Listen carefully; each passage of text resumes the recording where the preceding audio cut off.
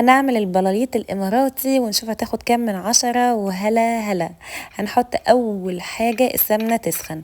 اول ما تسخن هننزل عليها الشعرية المصري بتاعتنا العادية خالص، تمام.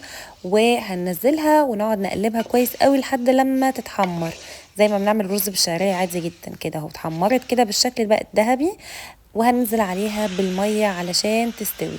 هنحط شوية مية تغطيها بسيط كده، واول ما تتشربها كويس هننزل عليها بالسكر. طبعا السكر على حسب الرغبة، والمقادير كمان موجودة في اول كومنت. هنزل عليها بهيل او حبهان وكمان زعفران ونقلبهم مع بعض.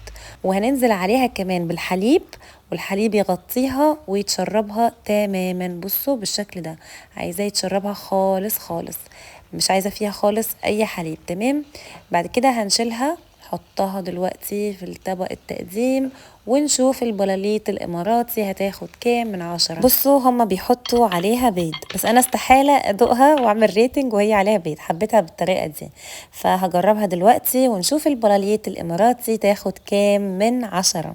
شبه الشعرية بلبن عندنا، بس احنا بتبقى فيها صوص اكتر، وعجبتني بصراحة جدا جدا، وأديها 10 من 10. أهل الإمارات بقى يعملوا لي ريتنج ويقولوا لي طريقتي تاخد كام من 10.